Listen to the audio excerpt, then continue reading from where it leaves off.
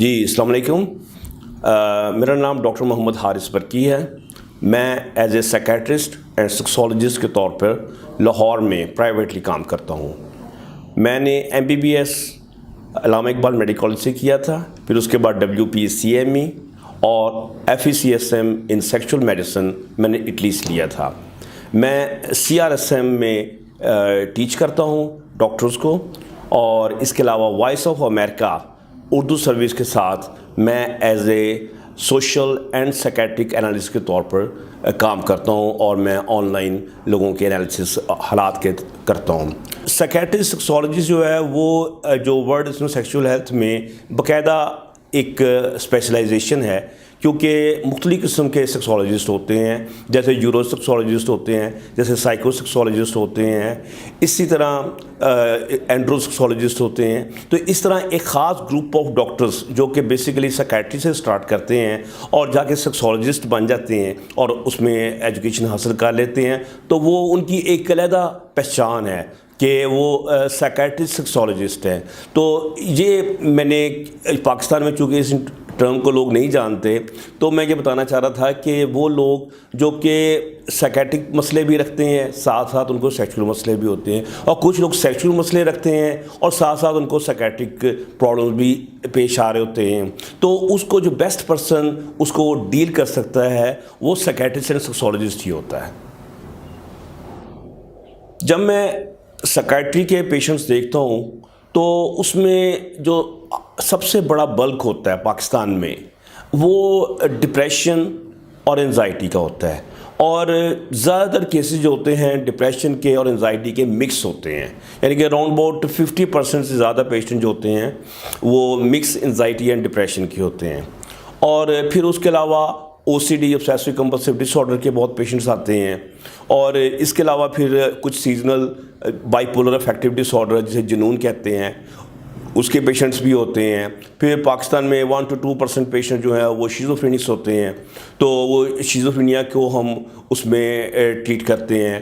फिर इसके अलावा एंजाइटी ऑर्डर डिसऑर्डर्स हैं, जैसे फोबिया हो गया या छोटे मोटी और पैनिक डिसऑर्डर्स हो गए। इस किस्म की जो दूसरी चीज़ें हैं वो भी उसको भी हम डील करते हैं। और एज ए साइकेट्रिस्ट लोग मेरे पास आते हैं तो मैं एडिक्शन में भी साथ उनको डील करता हूँ।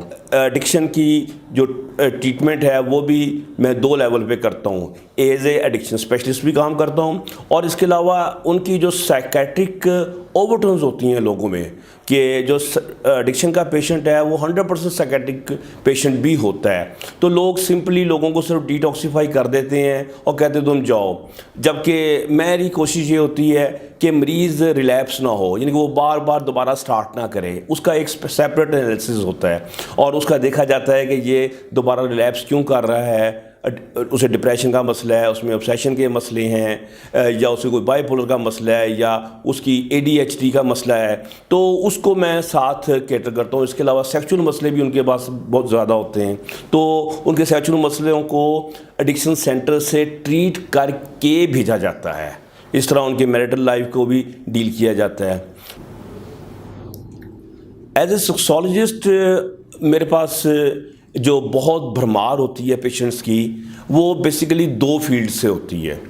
एक जिसे हम कहते हैं इम्पोटेंस, यानी कि नामर्दगी, और दूसरे जो केसेस आते हैं वो होते हैं सूरतुल इंजाल, यानी कि प्रीमेच्योर एजैकुलेशन के। तो ज़्यादातर पेशेंट तो इन दोनों कैटेगरीज में फॉल कर रहे होते हैं। और जो तीसरा कैटेगरी है वो पाकिस्तान में बहुत ज़्यादा है, सब कॉन्टिनेंट में स्पेशली।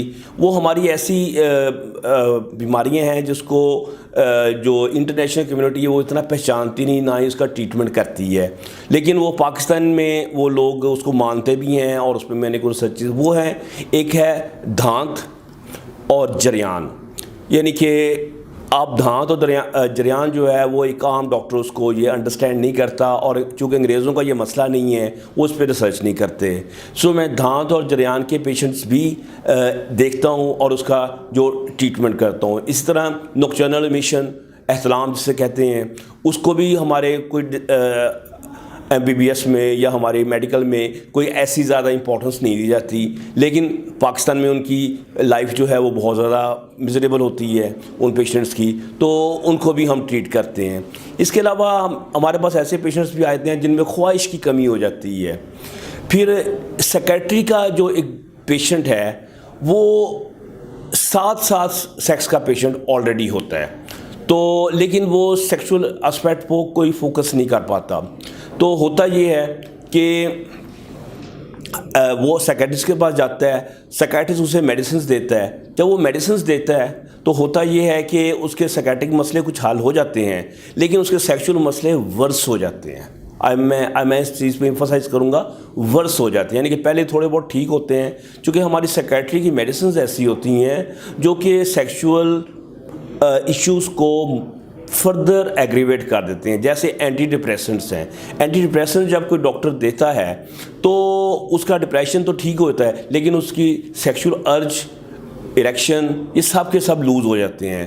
तकरीबन पाकिस्तान में हर पेशेंट जो आता है वो सबसे पहले तो बड़ी हैरानगी का इजहार करता है कि क्या डॉक्टर भी सेक्स के पेशेंट देख रहे हैं, क्योंकि पाकिस्तान में ये फील्ड जो है क्वैक्स के पास है, हकीमों के पास हैं, और हकीमों ने सदियों के साथ उनका ट्रीटमेंट उसका करते आ रहे हैं, और अनफॉर्चुनेटली उनका ट्रीटमेंट जो होता है उनके बहुत ज़्यादा साइड इफ़ेक्ट्स होते हैं। आपको पता है कि लोगों के जो कुश्ते खाने की वजह से उनके गुर्दे, उनके जिगर ख़राब हो जाते हैं। अब ये चीज़ जो है हमारे कौम के मेरे हिसाब से लाशऊर के अंदर चली गई है कि लोग ये समझते हैं कि हर सेक्सुअल मेडिसिन जो है उनके जो वाइटल ऑर्गन्स हैं, यानी कि उनके बड़े ऑर्गन जैसे दिल है, दिमाग है, जिगर है, फेफड़े हैं या गुर्दे हैं, इनको वो डैमेज करेगा।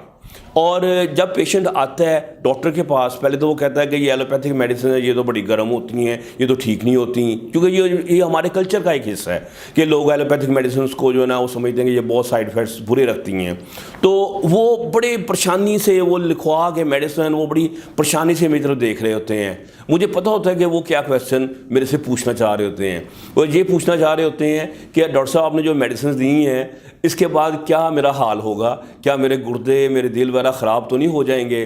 तो जब वो पेशेंट पूछता है तो मैं उनको जवाब देता हूँ कि हमारी मेडिसिन का जो मोड ऑफ एक्शन है उसको थोड़ा समझने की बात है कि सेक्स जो है ये पूरी बॉडी हेल्थ के बाद इंसान की नॉर्मल होती है, जबकि हम जो मेडिसिन देते हैं कि हमारा इनडायरेक्ट होता है कि हम पहले पूरी बॉडी के हर चीज़ को ट्रीट करते हैं। जैसे दिमाग का मसला है तो उसका डिप्रेशन है, उसे डिप्रेशन को अपने तरीके से ठीक करना है। अगर उसकी वेसल्स हैं वो डैमेज हैं सिगरेट पीने की वजह से, किसी वजह से, ब्लड प्रेशर की वजह से या कोलेस्ट्रॉल की वजह से या शुगर की वजह से, हमने उसकी वेसल्स का इलाज करना है। अगर उसके गदूद यानी कि हार्मोन, टेस्टोस्टेरोन वगैरह काम नहीं कर रहे, हमने उसको ठीक करना है। जब हम उनकी सारी चीज़ें ठीक करते हैं तो उनकी सेक्सुअल हेल्थ बेहतर होती है, और जब हम ये ट्रीट करते हैं तो वो माशाल्लाह पेशेंट जो होता है वो अपनी लाइफ में आ जाता है।